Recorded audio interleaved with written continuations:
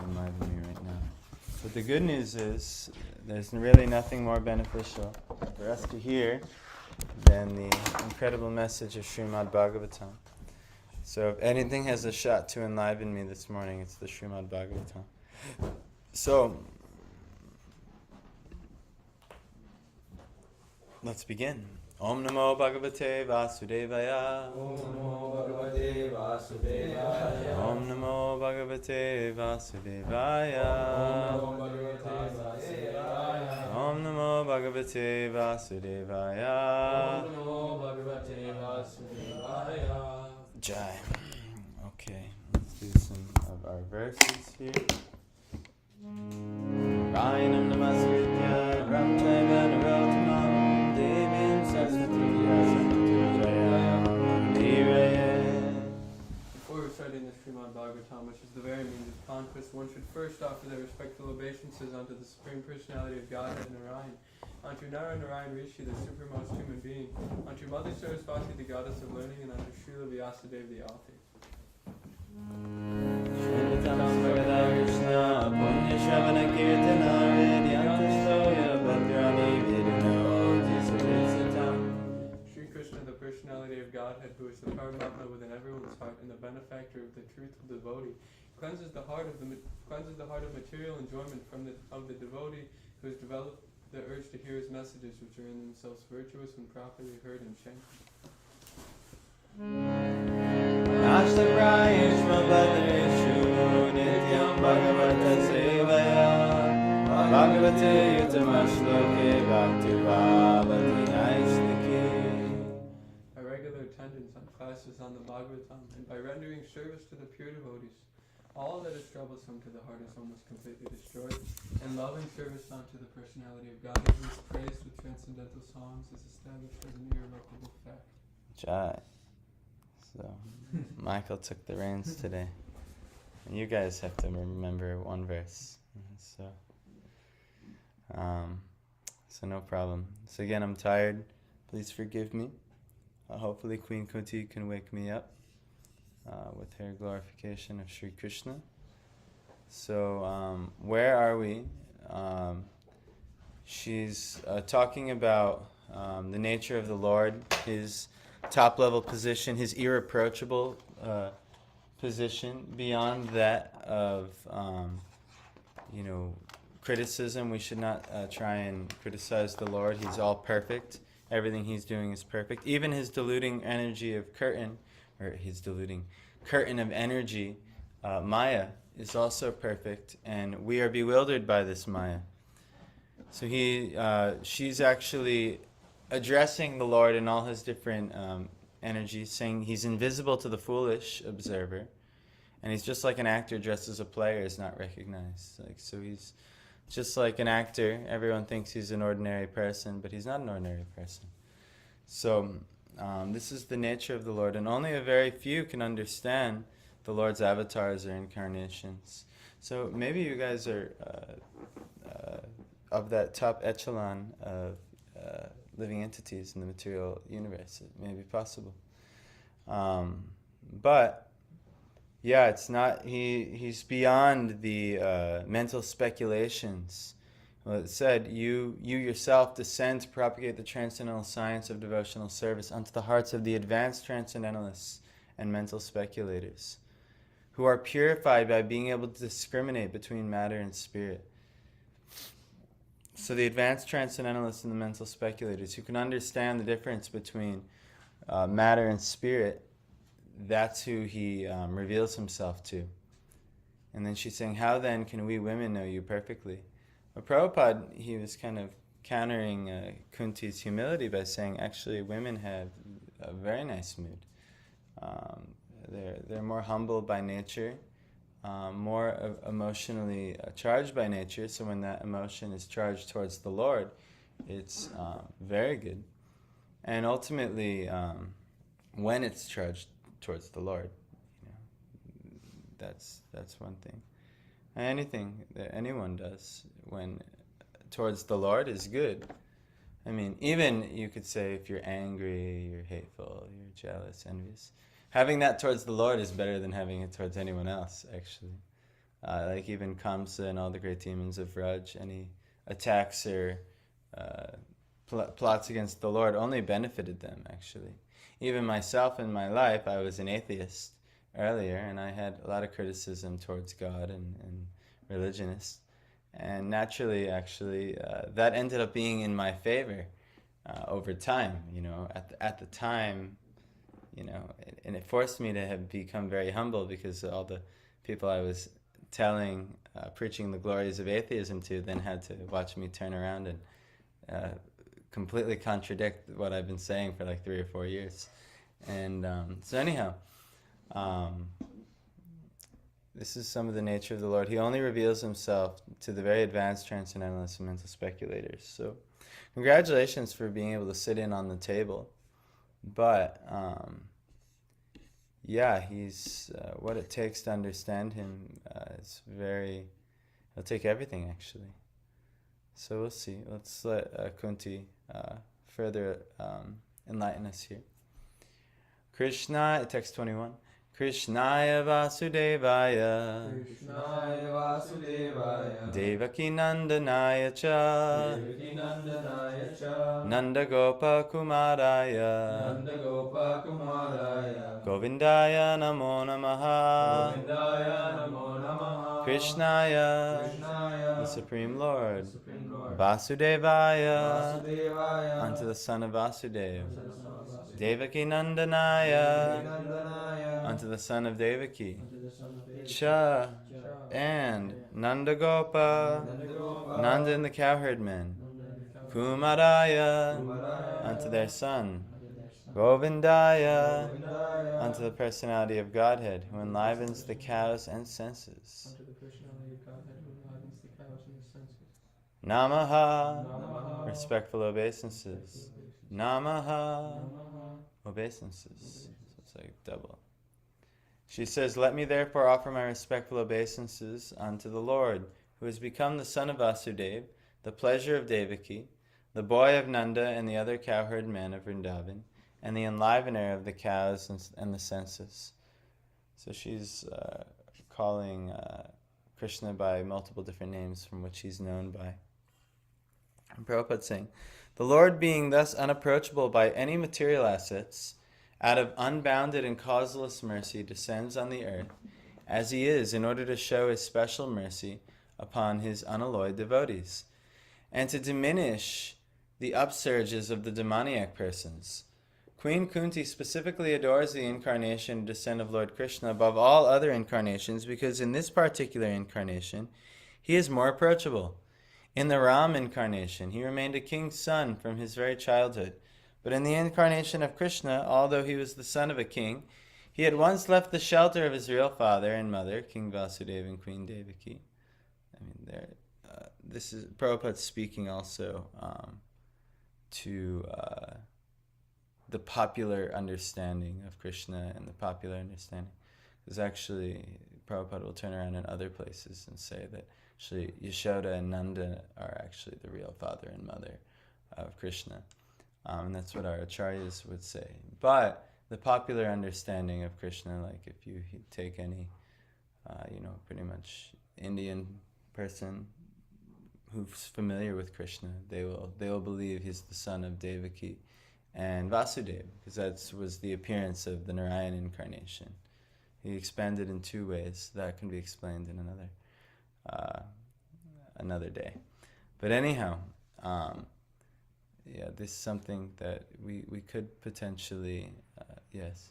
I was gonna say he had like 2 quote unquote births, right? Well, you could say he had only 1 birth. Like the Krishna of Vrindavan only had 1 birth, but actually Vasudeva Krishna is a different Krishna. Yeah, so there's also celebrated as Krishna, but it's actually a different person. Who? Vasudeva Krishna, like Krishna of Dwarka, Krishna of Mathura, Krishna outside of Vrindavan. So anyway, this is now getting very technical, but yeah, just so this is one of those things that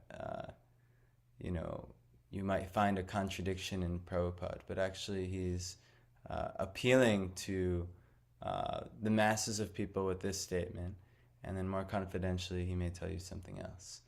He will tell you something else. But it's not actually easy to understand that something else. But I'm just, if you're little familiar with the philosophy, to hear that his real father and mother were King Vasudeva and Devaki, may sound off in some places when you read it later on.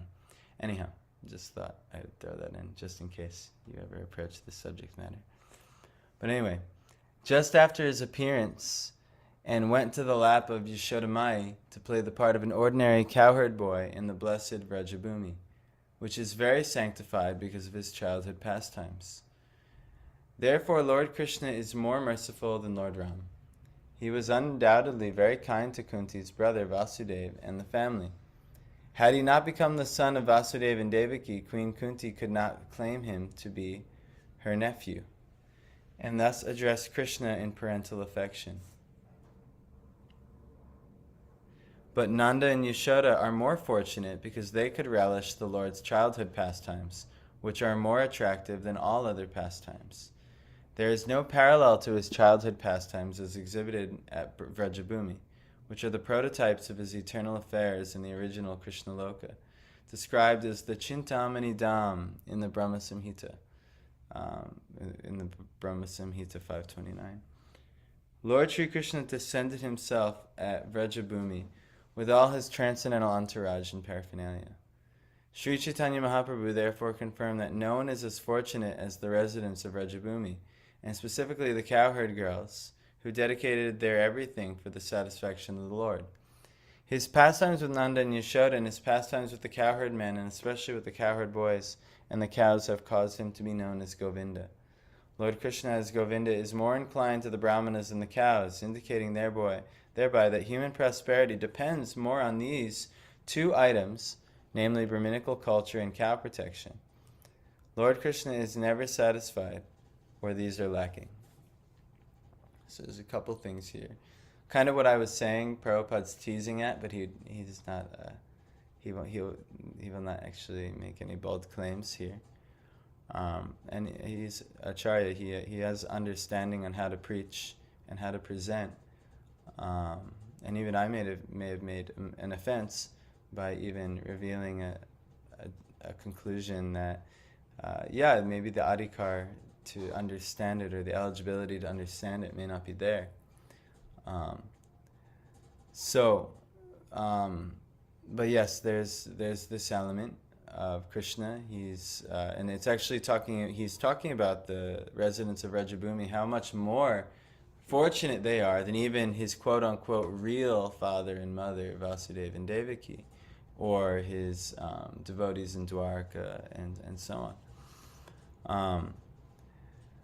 Also, the name Govinda, the one who gives pleasure to the cows and brahmanas, and this is a symptom of the Lord.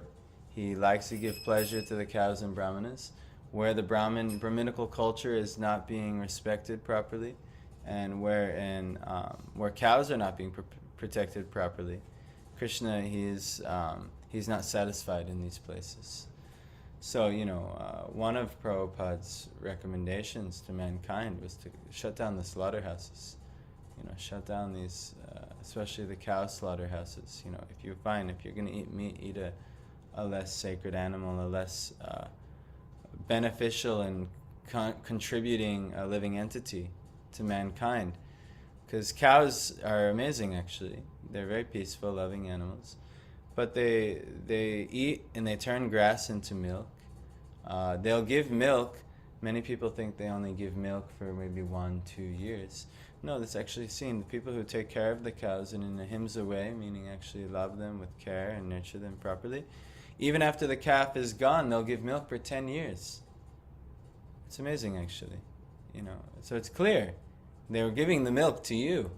If they have no calf to give the milk for, nature's arrangement is the mother dries up.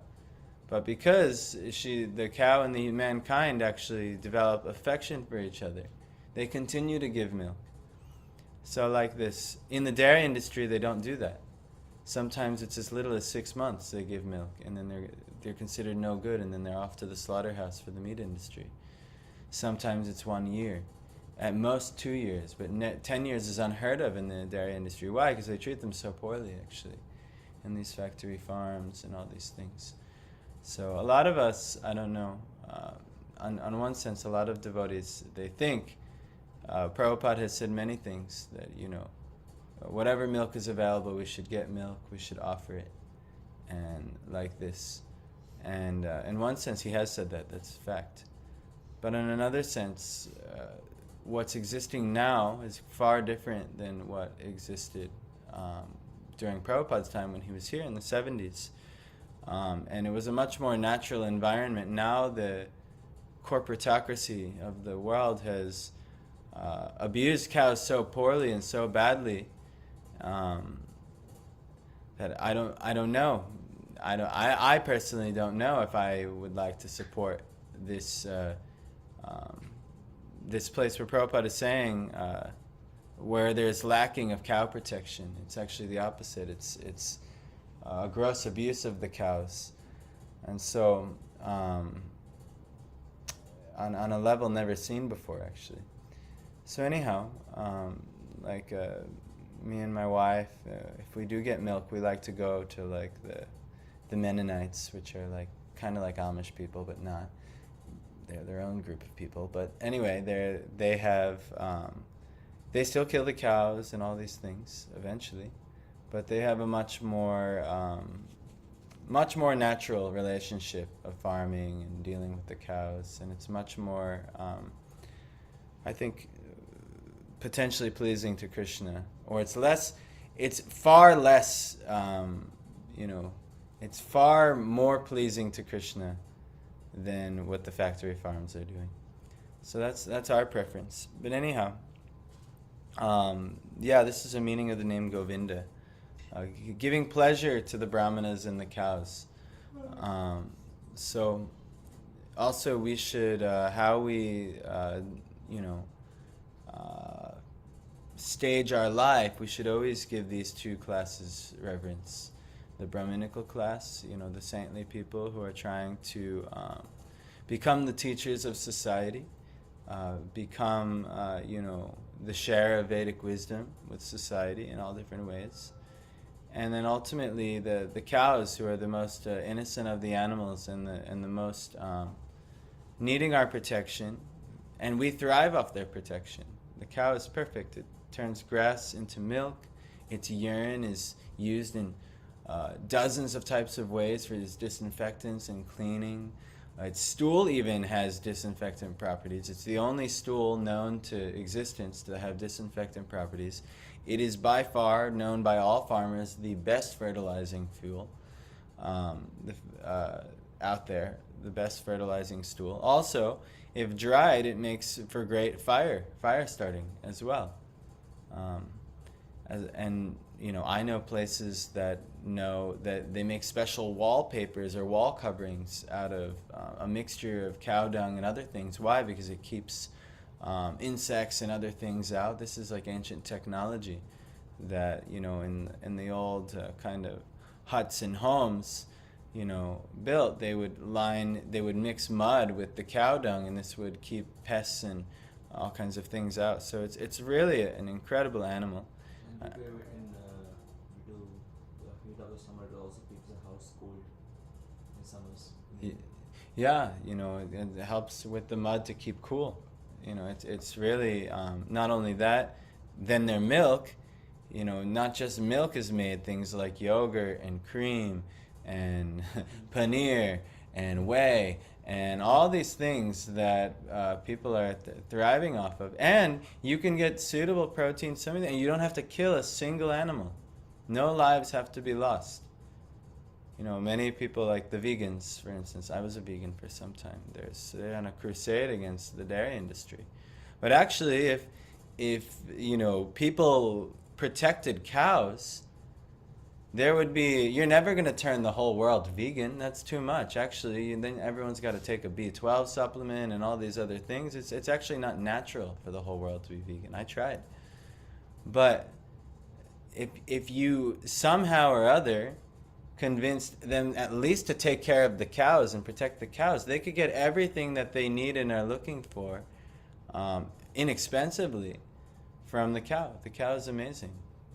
It's what an asset. Actually, the stock market, stock, you've heard the word stock. Where does stock come from? Do you know what the origin of the word stock?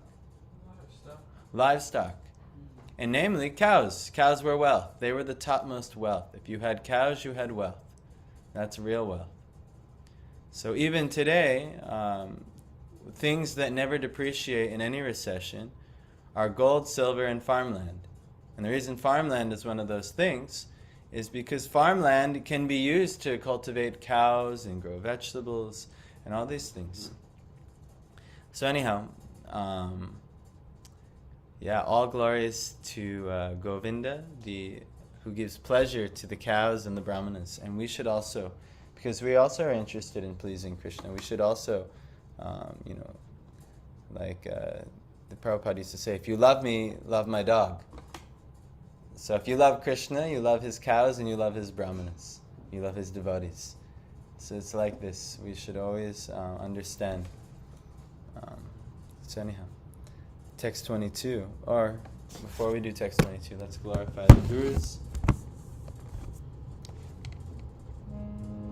All together. Om Jnana Timirandasya Jnananjana Shalakaya Chashram Militamena Tasmai Shri Gurave Namaha Shri Chaitanya Manobishtam Stapitam Yena Bhutale Svayam Rupa Kadamayam Dadati Svapadantikam Vandeham Shri Guru Shri Yuta Padakamalam Shri Guru Vaishnavanscha Shri Rupam Sagajatam Sagana Raghunath Advitam Tam Sajivam Sadvaitam Savadutam Harijana Sahitam Krishna Chaitanya Devam Shri Radha Krishna Padan Sagana Lalita Shri Vishakharvitamscha He Krishna Karana Sindho Dinabandho Jagatpate Gopesha Gopika Kanta Radha Kanta Namaskate Tapta Kanchana Gaurangi Radhe Vrindavaneshwari Vrishabhani Sute Devi Pranamami Hari Priya Panchakalpa Taruvishya Kripa Sindhu Devacha Patitanam Pavanebhyo Vaishnavebhyo Namo Namaha Jai Shri Krishna Chaitanya Prabhu Nityananda Shri Advaita Gadadhara Shri Vasari Gaur Bhaktivinoda Hare Krishna Krishna Krishna Hare Hare Hare Rama, Hare Rama, Rama Rama, Hare Hare. Namo Vishnupadaya, Krishna Prasthaya Bhutale, Srimate Bhaktivedanta Swamini Ti Namine. Namaste Saraswati Devi, Gauravani Pracharine, Nivishesha Shindhavari Pashavya, Veshatarine. Jai. Text 22. Nama Pankaja Nabhaya Nama Pankaja Maline Nama Pankaja Netraya Namaste Pankajanghraye. Really interesting to know what Pankaja means. Nama, all respectful obeisances. Pankaja Nabhaya, unto the Lord who has a specific depression resembling a lotus flower in the center of his abdomen. So he has like a lotus flower, like belly button. That's, I think that they're talking about. So there's some Ayurvedic treatment where it's like called Nabhi or something like that, and they rub oil in the belly button. So anyhow. Nabhaya is the abdomen. And Pankaja must mean Lord. Okay. Namaha, obeisances. Pankaja Maline, one who is always decorated with a garland of lotus flowers. Did you know that obeisances is actually a word that Prabhupada has invented. The word is actually obeisance, and it's like to offer like one's humble respects. But actually, it's used so heavily due to Prabhupada's use of it by the devotee community that there's actually a movement to make obeisances actually a word in the dictionary. So that's a very interesting fact. So anyhow, but Pankajamaline, one who is always decorated with a garland of lotus flowers. Namaha, obeisances. Pankajanetraya, one whose glance is as cooling as a lotus flower. Namate, respectful obeisances unto you. Pankaja Anghraye, unto you the soles of whose feet are engraved with lotus flowers, and who are therefore said to possess lotus feet. Unto you the soles of whose feet are engraved with lotus flowers, and who are therefore said to possess lotus feet. So these are different names for Krishna describing his wonderful qualities. His belly button looks like a lotus. He's always decorated with garlands of lotus flowers. His glance is said to be as cooling as a lotus flower. And his feet actually is said to have an engraving of a lotus flower. You know how someone can read your palms and your feet, and they can tell a lot about you actually. Well, when Krishna's palms and feet are read, they see like these glorious signs and symbols. Actually, Chaitanya Mahaprabhu, Nityananda Prabhu, all the great personalities, they usually have very elevated symbology that shows up on their palms and their feet. So Krishna has lotuses, lotus feet. That's why we say this thing. So translation. My respectful obeisances are unto you, O Lord, whose abdomen is marked with a depression like a lotus flower, who are always decorated with garlands of lotus flowers, whose glance is cool as the lotus, and whose feet are engraved with lotuses. Here are some of the specific symbolical marks on the spiritual body of the personality of Godhead, which distinguishes his body from the bodies of all others. They are all special features of the body of the Lord. The Lord may appear as one of us, but he is always distinct by his specific bodily features. Srimati Kunti claims herself unfit to see the Lord because of her being a woman. This is claimed because women, Shudras, the laborer class, and the Dvija Bandhus, or the wretched descendants of the higher three classes, are unfit by intelligence to understand transcendental subject matter concerning the spiritual name, fame, attributes, forms, etc. of the Supreme Absolute Truth. So I'm going to just pause there because somebody could listen and hear that and just be like, what's that about? You know, women and Shudras, or the laborer class. So just like, let's just say, who's a big personality in this world that people have a lot of respect for? I would normally just say the president, but it's not the case in this world anymore. Well, let's say, Mark Zuckerberg. Why not? So if Mark Zuckerberg, had an interest in, like the ordinary folks, and coming and hanging out amidst the ordinary folks, a lot of us might feel like, if imagine he's calling me up, he's like, hey, you want to hang out on Tuesday, things like that, and you might feel like humble and like, I'm just like a regular guy. I'm not like. You have a lot of important people you could be associating with, and here I am. Like, why do you? What's up with me? Like, why are you doing that? So Kunti actually feels this way. You're the supreme lord of all that is, and here you are, like associating with me and giving your affection to me and treating me as a loved one, and so she's feeling this as well. So anyway, that's just kind of thought I should mention that.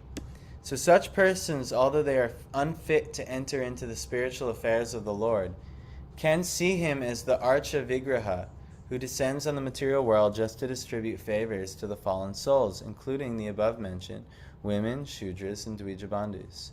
So actually, this is why in Kali Yuga, this is very important that we all. What's the Archa Vigraha? Who do you do Archana to? You do Archana as the form of deity worship that we do. You do it unto the Archa Vigraha.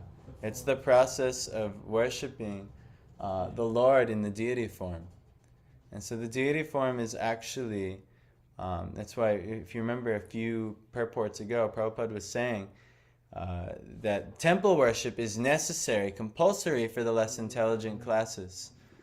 Why? Because we don't have the spiritual vision to actually be able to see the Lord. We're completely materially contaminated. So actually the deity form is present and made available for us so that we can actually also worship the Lord and we can gain spiritual sight. There's ways to actually understand spirit through first engaging what appears like material. And that's the Archa Vigraha. Very, very special, merciful form. So Prabhupada is mentioning this.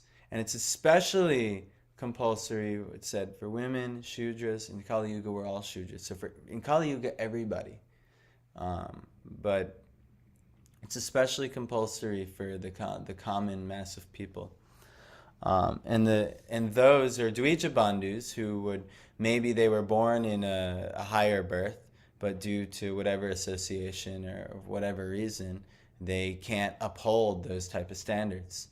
So the deity form is the way that we should worship here. So anyway, that could use a little explanation. So because such fallen souls cannot see anything beyond matter, Prabhupada's explaining this, the Lord condescends to enter into each and every one of the innumerable universes as the Garbhodakshaya Vishnu, who grows a lotus stem from the lotus-like depression in the center of his transcendental abdomen. And thus Brahma, the first living being in the universe, is born. Therefore the Lord is known as the Pankajanabhi.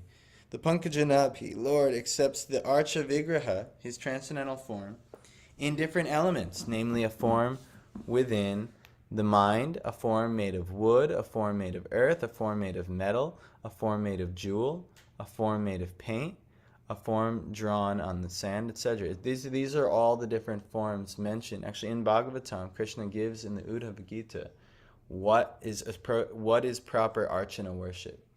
And he mentions all of these forms. Like a painting, I think it's very sweet.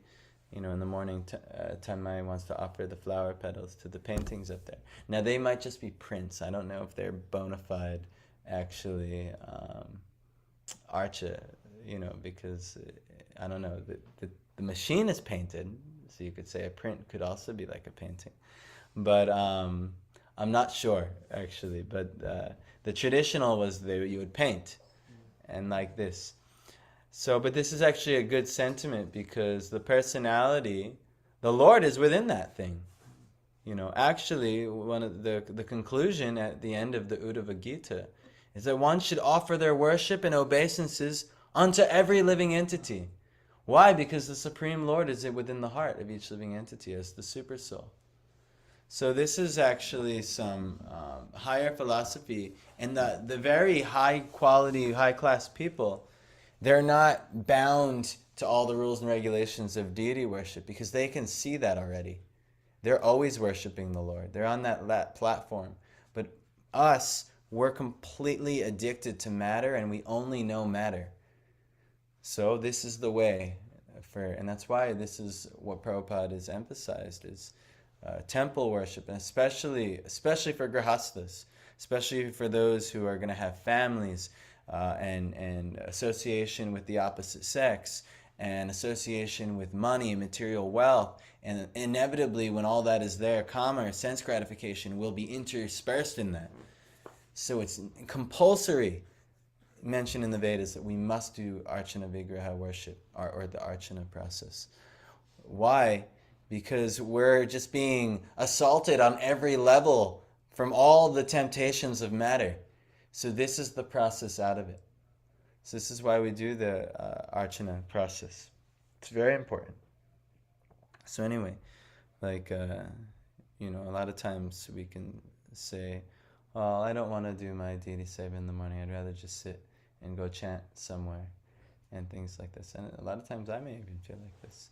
But actually, the deity seva should be done, especially when we're in the beginning stage, because this is going to help us cultivate the right inner mood towards the Lord, beyond the offensive chanting that we're likely doing in the beginning, because, we can't even fathom when we're mumbling the syllables Hari and Krishna and Rama that actually we're associating with the Lord. The Lord is present in those sounds, and that we're associating. But due to our material contamination, we're completely overlooking that and taking it for granted, and maybe thinking about how those magical sounds hopefully fulfill our desires in some way, like Hare Krishna, Krishna, and then thinking about all our plans with money, all of our plans in the relationship field, all our plans for my duties this week. And you're not alone. I'm doing this too. This is like something, it's not like, oh man, did he catch me? Yes, this is what everybody is doing in the beginning. It's offensive chanting because we're materially contaminated. We only know how to associate on the illusory material level. We haven't fully discerned matter from spirit and seen the spirit. Prabhu, like even like advanced yogis say this, like when you're chanting, your mind will always go here and there, but you have to bring it back, right? That is why we have to like sit. Well, that's the process of yoga, and that's what abhyasana is practice. So But the advanced. there is no way you will not, your mind will not be No, always 24/7. No, the advanced. It will take time, bro. Of course, it'll take time, but the advanced, But then you have to you can't even pull the mind away from the advanced bhakta away from Krishna. You cannot even pull it. You could try to distract that person, but they're so absorbed in Krishna, you can't even pull them away. So the only way you have to sit and chant. What? That's the only way. Well, that is a way, but actually Prabhupada he's not saying that here. What's he saying? That for us actually we should do. There's 5 important things. 1, Nam Sankirtan, sit and chant. Yes, you're correct. 2, Sadhu Sangha, associating with devotees who are going to inspire you towards these conclusions of the truth and how to do proper bhajana kriya, proper activities in worship, in bhakti. So then 3 is archana, doing the deity worship. Not just sitting and chanting, also doing the deity worship. Like in the morning when you prepare the cups for the Lord, if done with the right meditation, this is going to prime you for your chanting in a really nice way, singing for the Lord, all these things. Taking the blessings of the Lord or the articles offered to the Lord. There's a meditation on this. Even when, say, shining the deep on the Lord, the ultimate deep is the eyes. The eyes are empowered by fire. They only see through the light of fire. To actually observe the Lord and to take in His form and His qualities and to observe the Lord. The gopis used to offer Krishna Arati every day, but not with actual paraphernalia because they had to hide it. But with their eyes, with their glances, with seeing the dust rising, that's like the incense. It was all present actually. So anyhow, this is this archana process helps us to have this deeper meditation on the Lord. So, and then what did we mention? The archana worship, hearing Srimad Bhagavatam, Sadhu Sangha, Nam Sankirtan, and then the last is actually living in the Dham. Now, you could start with that process of living in the temple, living in a place where the Lord is worshipped. Even in your home, you will probably eventually get another home. We sent Rishi to another home. We also sent him with deities, like, please worship the Lord in this home, lest you're going to be in a really compromised situation. Very important to have the archana process there. And this will help create your home into a dham, but actually the end goal is that eventually we do live in a dham. There's something that's recommended in Kali Yuga. It's not actually recommended that most people take sannyas. Sannyas, like complete renunciation from family, wife, children, all these things. Like actually a lot of our acharyas, Prabhupada and Bhaktisiddhanta Prabhupada done like this. But what is always recommended is in older age, and even couples can do it. Me and my wife have this plan. It's called Kshetra Sannyas, is being fixed to one of the dhams of the Lord, and to always be committed to serving in that dham. So that will come in due time. We'll probably have to raise children. We'll probably have to build more bhakti sukriti by bringing others into Krishna consciousness and helping them and reinforcing a lot of these things, so that when we actually go to the dham, we don't become dham aparatis, or those who make offenses to the dham and try and exploit and enjoy the dham, that we can actually know how to appreciate it. But anyway, these are the processes here, and archana is a compulsory process. So always remember those 5 things are very, very important. Your chanting is so important. It's number 1 importance, but it's all 5 should be present to some degree or another.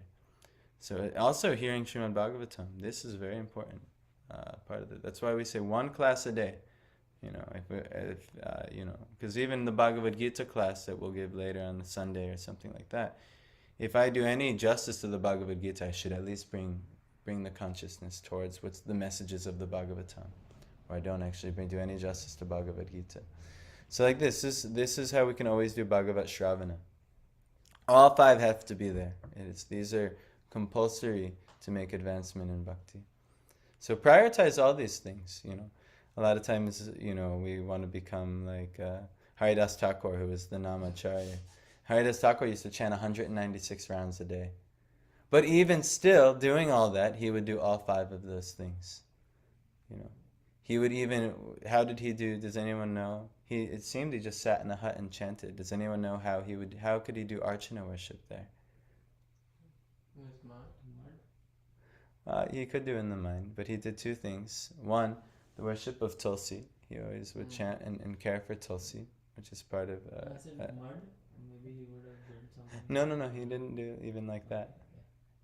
He would always honor Mahaprasadam.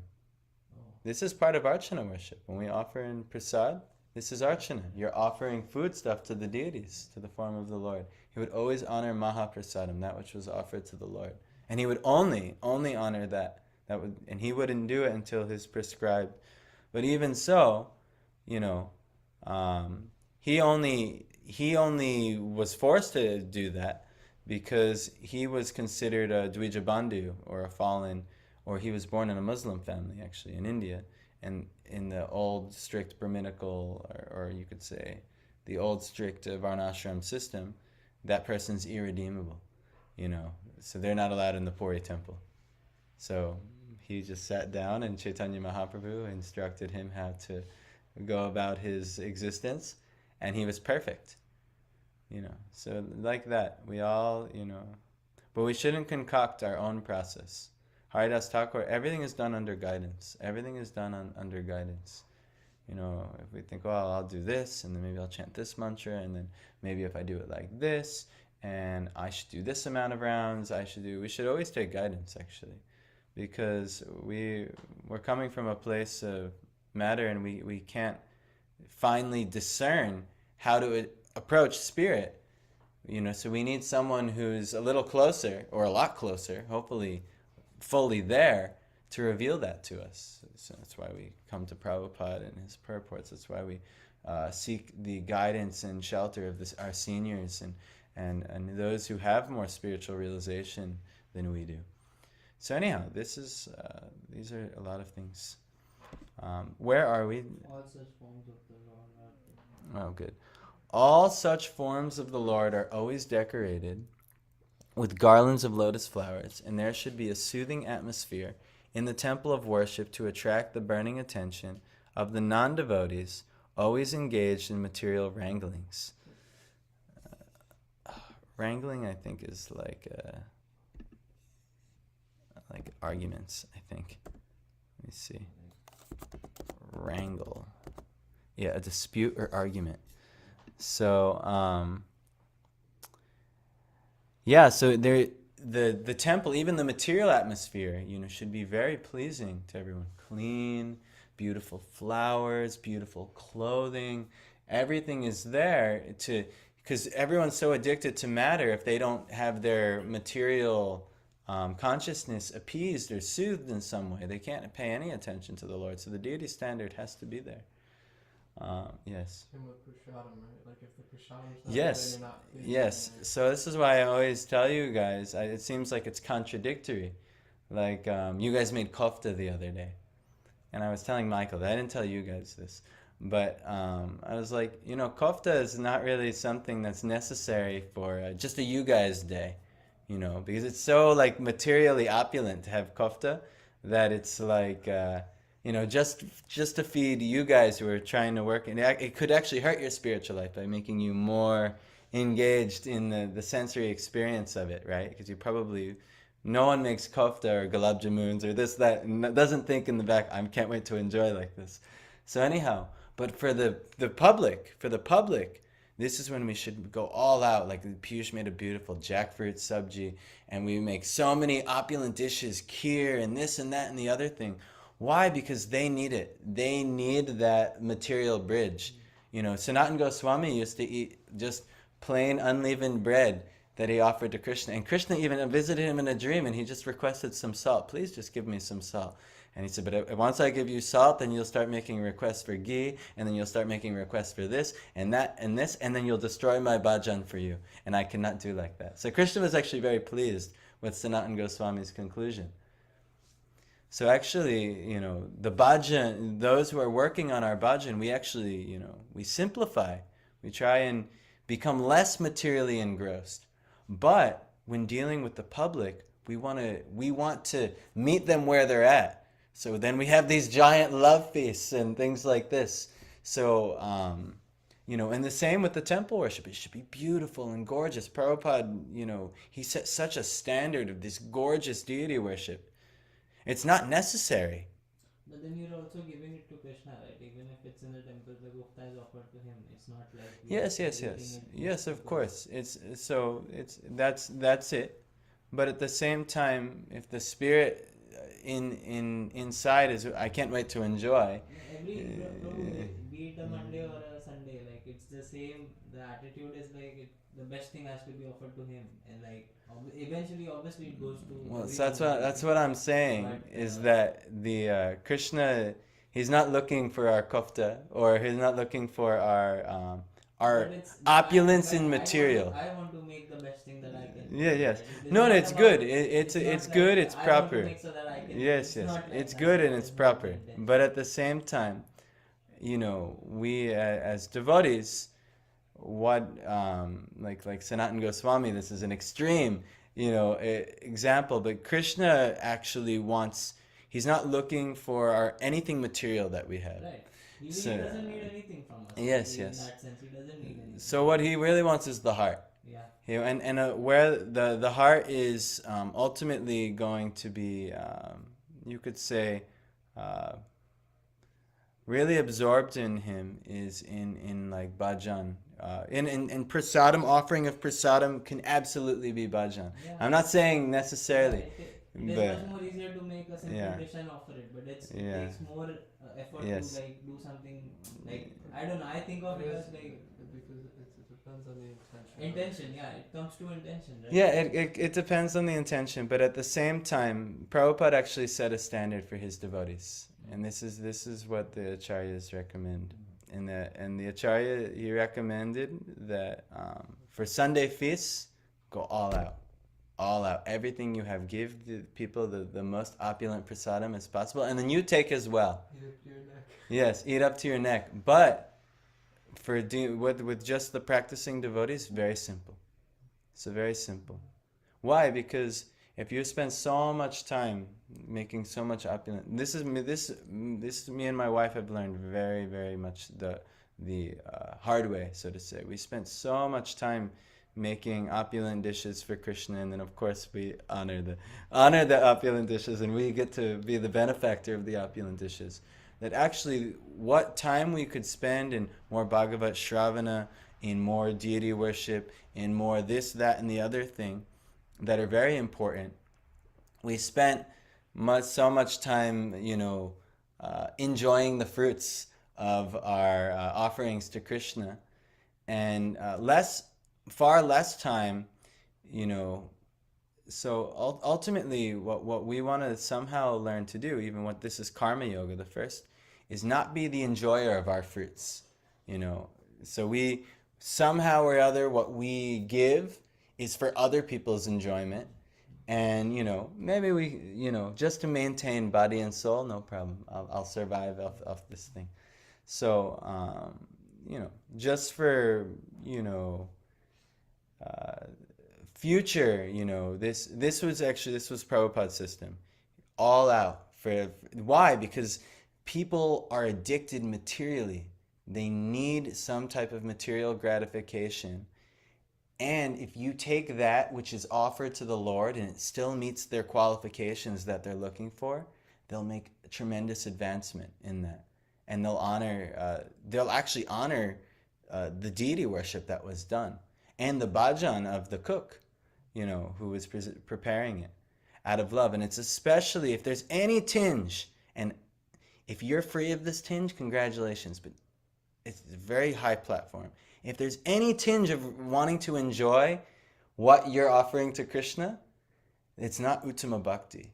It's called Karma Mishra Bhakti. And what we're looking for is Uttama Bhakti. This is the high. If there's any tinge that I'm going to enjoy, even you're chanting, even if you're chanting and I can't wait to enjoy this chanting, it's not about your enjoyment. It's about Krishna's enjoyment and also Krishna's devotees' enjoyment. You know, giving pleasure to who you know, Krishna gives pleasure to the brahmanas. So if we give pleasure to the brahmanas, we'll please Krishna. So like this, we should be very vigilant in somehow cultivating the mood of, and it's very difficult because we're very selfish, right? I mean, I know myself. I'm like, you know, what's in it for me, you know, in this activity. But ultimately, you know, we really, it's in our best interest to cultivate Uttama Bhakti, where it's not about our own enjoyment at all. Not even 90% for Krishna and his devotees' enjoyment and a little bit for me. Just like completely, you know. Actually, that's why for me it became a helpful practice that I started having like a simple, I tried to start having a simpler diet and let all the opulent stuff, Michael, you, everyone else eat that. Why? Because it's training me to not try and be the enjoyer, you know, because it's very tempting to always want to enjoy, you know, but ultimately I know that's what's hurting me, and it's diametrically opposed to bhakti, to want to enjoy. It's diametrically opposed. You can't have pure bhakti if there's any semblance of, you know, even there's a lot of women who approached Krishna, right? But what made the gopis so special is because they didn't care for their own enjoyment. They were fine with suffering, but they just wanted to do anything to please Krishna. But there's another instance of a kubja who's kind of wanted to enjoy Krishna.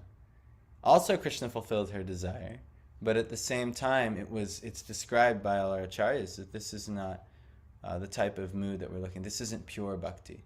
This isn't, you know, in one sense, it's all glorious to kubja for associating with Krishna directly, but in another sense, you know, what we're looking for is more of what the gopis type of mood is. So these are very, very finer sentiments. And I'm not saying making kofta so bad, you know, because everyone enjoyed in the ashram, including my wife, you know, everyone enjoyed. But, you know, what I am saying...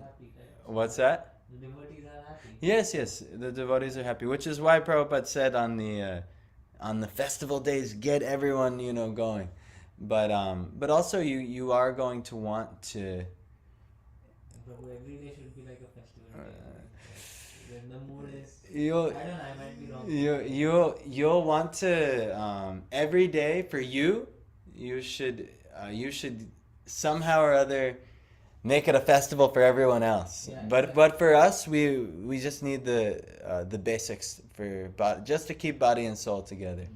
Like Shukadev Goswami, he would go to the householder's home and things, and he would engage them in all kinds of bhakti processes. But he just wanted like a sip of milk. That's all he wanted. That's all he would take. Why? Because he was so absorbed in his bhajan and he's having a festival of the heart always. He doesn't need to try and bring it out into the material sphere. The festival is always there. Like, even Haridas Thakur, who would just sit and chant. If we told everyone in the community, just come out and just come sit down and chant japa with us, they would never take it. They would be like, what is this? I would never take it. I can't. I'm not at that adhikar. I can't just sit and chant 100 rounds a day. I can't even do 50 rounds a day. It's too much for my adhikar. I'm not eligible to have that type of festival and chanting. But Haridas Thakur, he could be streaming tears of ecstasy constantly in his chanting. But it has so much to do with what's going on in our heart. Krishna isn't looking at the material thing that we offered. The material thing is a bridge to actually churn and cultivate the thing in the heart. Because our heart is so materially engrossed, when we offer that which we adore materially to Krishna, it's moving the heart. But Krishna doesn't need material things. He's got all of the... He doesn't need anything. But it's for our benefit that we offer everything we have to Krishna. So, anyway, as far as prasadam, the golden rule is for the devotees, especially for the common people, all out. Give the best thing you can, make it as opulent as possible. Offer it to Krishna and give them something wonderful. But for the bhajanandi or the you could say someone practicing bhajana kriya, make it simple. Make it simple and make it so that you have, you're not getting very attracted to the sense gratification. Because the taste, all this, it's there. It's happening. Actually, even Meghna and I had a conversation the other day, and she's kind of like me and always does all kinds of crazy austerities and things like that. Probably unnecessary, but when I do it for myself, I don't notice how unnecessary it is. But when I see other people doing it, I'm like, am I teaching like this? So anyway, she was doing, but actually, I was not arguing, but I was presenting why, you don't have to do all of these things, this isn't what Krishna is looking for. Krishna is looking for your love. But actually, she gave me, she in one sense defeated me in what I thought was going on, because she's like saying that, when I eat really, really tasty and delicious foods, I get in such a spirit of enjoyment that I actually lose the mentality of honoring the prasad. I just want to enjoy more and more and more. But when I eat really simply and my food doesn't have much taste and things like that, I remember I'm eating Krishna's prasad and that I actually was, she like checkmated me. I was like, okay. And then I said, you take a little piece of vegetable, just honor their prasad. And that's fine. And so she's been doing like that, take a tulsi leaf or something. Just make sure, my argument was, make sure you honor their prasad, because from home, you're not going to be able to meet all the standards of getting really like nice prasad. The deity worship is here. We're trying to do the best that we can. You should honor the remnants. And so she agreed, but then she told me why she was going to honor the way she was going to honor, and I was like, I think, as Michael was saying, intention will like change. Yes. I was gonna say though, say someone, it depends on the adhikar, but this is more a question. But Yeah. if someone's at a certain level and they're going to, if they're going to take something anyways, like if it's not prashadam, then it's better for them to still even if it's a little opulent, for their adipar, it's still better for them to prepare Absolutely. for the Lord than to go. Absolutely. It's better to eat a giant, sumptuous feast that you actually take the time and the intention to offer to the Lord than to just go eat simple khichdi with no thought at all for the Lord. But, on the same token, even better that you don't necessarily need to go into all these over-endeavoring, things. I have to procure, at least for your own personal sustenance. Your own personal, sustenance, you should be very simple. But now when offering to trying to being pleasing to the devotees and being pleasing to the people, Prabhupada, all out. Give everything you can. Kheer, this, we'll get the milk from here, we'll do that, The kheer was fantastic, apparently. Everyone was liking so much. So I didn't taste, but... What's that? High quality, but Yes. So like this. But anyway, these are some things. We're going quite over time today. So let's just finish the paragraph. The meditators worship. Yes. So the non-devotees are always engaged in material wranglings. So they need something material to catch their attention. Good music, good. That's why we do everything the way that we do it. It's to attract them. It's to give mercy to them. The meditators worship a form within the mind. Therefore, the Lord is merciful even to the women, Shudras, and Dvijabandhus, provided they agree to visit the temple of worship in different forms made for them. Such temple visitors are not idolaters, as alleged by some men with a poor fund of knowledge. He's pretty much calling out the fundamental Christians right there. But all the great acharyas established such temples of worship in all places just to favor the less intelligent. And one should not pose himself as transcending the stage of temple worship while one is actually in the category of the Shudras and the women or less. One should begin to see the Lord from his lotus feet, gradually rising to the thighs, waist, chest, and face. One should not try to look at the face of the Lord without being accustomed to seeing the lotus feet of the Lord. Srimati Kunti, because of her being the aunt of the Lord, did not begin to see the Lord from the lotus feet, because the Lord might feel ashamed. And thus Kunti Devi, just to save a painful situation for the Lord, began to see the Lord just above his lotus feet. For example, from the waist of the Lord, gradually rising to the face, and then down to the lotus feet. In the round, everything there is in order. So he's just talking why the necessity of the archana worship, the gorgeous seemingly material arrangements we're making in the temple for the programs, all this thing like that. But on the same token, also how to approach the Lord from the place of reverence, from the feet up to the head. This is actually proper deity worship meditation. You might notice when I'm offering, we offer first to the feet, and then the chest, and then the head, and so on. So this is teaching me, and I'm glad I read such things because I can actually have a deeper meditation on what I'm doing, and I'm not just waving circles in the morning. Like that. It's kind of like a dance, like you're doing. But actually, there's an actual meditation. There's something that should be happening in the heart and in the mind. So anyhow, this is what Krishna wants.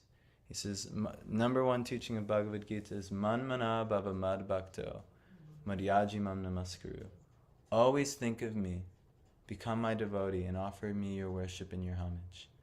He's not saying, always offer me the finest of this item, that. No, he's think of me. That's what he wants. He wants your mind. He wants your mind. He wants your heart. The thinking is in Western culture, they think it's all done in the brain. No, this is where the discriminating facility is. This is where the buddhi, or the intelligence, is. The actually thinking is in the heart. That's what Krishna wants. He wants your heart. He wants your attention and intention.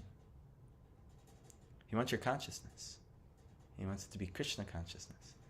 So anyhow, thank you guys. Sorry we were going so long. It's partly your guys' fault, especially Tanmay. So luckily it's a light day today.